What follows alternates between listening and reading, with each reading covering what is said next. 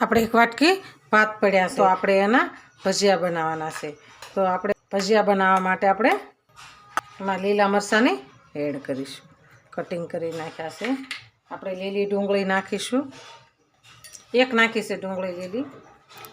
આપણે લીલા ધાણા એડ કરીશું, આપણે સ્વાદ પ્રમાણે ખાંડ નાખીશું, આપણે સ્વાદ પ્રમાણે મીઠું નાખીશું, આપણે 1 ચમચી ધાણા જીરું નાખીશું, આપણે હિંગ નાખીશું, આપણે અડધી ચમચી અજમો નાખીશું। અજમાને આપણે આવી રીતના કસળી લેવાના છે। આપણે 1 ચમચી વરિયાળી નાખીશું।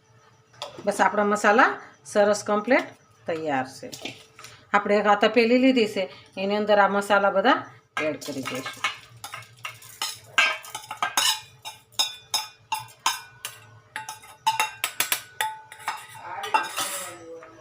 આપણે 1 કપ ચણાનો લોટ લઈશું, અડધું લીંબુ નીસોવાનું છે।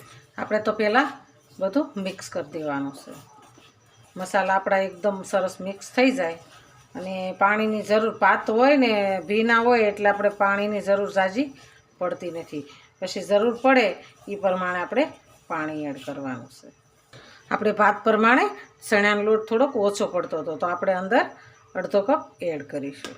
આપણે એની અંદર પાણી એડ કરીશું, જરૂર પૂરતું જ નાખવાનું છે। એકદમ પોસા અને સ્વાદિષ્ટ બને છે। આપણે ઘરની સામગ્રીથી જ તે આપણી રેસીપી સરસ તૈયાર થાય છે। તો આપણે એમાં થોડીક આપણે કસ્તુરી મેથી નાખીશું, કસ્તુરી મેથીથી સ્વાદ સારો આવે છે। આપણે કસ્તુરી મેથી નાખી અને હવે સરસ આપણે સરસ થઈ ગયું ને આપણું બેસન તૈયાર। મારા મિત્રો, તમે એક લાઈક કરવામાં તમે કંજુસાઈ કરો છો, એમાં કોઈ ખર્ચો નથી, તો થોડીક લાઈક કરી દેતા હો તો મને છે ને રેસીપી બનાવવાનું મૂડ આવે। તમે લાઈક કરો ને તો મને રેસીપી નવી નવી બનાવવાનું મૂડ આવે, એટલે તમે લાઈક તો કરી દેજો, એમાં કોઈ ખર્ચો નથી। અને કોઈ નવી રેસીપી શીખવી હોય તો તમે મને કમેન્ટ કરજો। કોઈ તમને એવું લાગે કે આ રેસીપી આપણે શીખવી છે તો એ મને કમેન્ટ કરજો। આપણે 2 મરચાં બીજા એડ કરી દઈશું, આપણે એને સરસ મિક્સ કરી દઈશું। આપણું બેસન સરસ એકદમ મસ્ત થઈ ગયું છે, 5 જ મિનિટમાં બની જાય છે ભજીયા આપણા।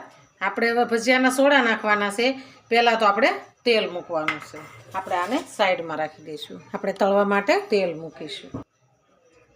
આપણે હવે ગેસને ચાલુ કરીશું, આપણે બેસનની અંદર સોડા નાખીશું, થોડુંક આપણે એમાં લીંબુ નીસોવાનું છે। લીંબુ નાખી અને સરસ આપણે મિક્સ કરી દેવાનું છે। આપણું તેલ આવી ગયું છે, આપણું બેસન સરસ તૈયાર થઈ ગયું છે। આપણે એમાં નાના નાના ભજીયા પાડીશું,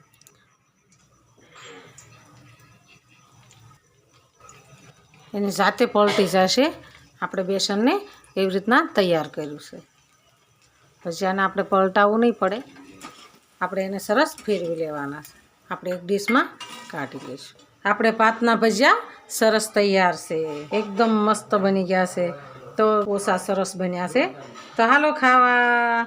જો અમારો વિડીયો ગમે તો લાઈક, શેર અને સબસ્ક્રાઈબ કરી દેજો। રાધે રાધે।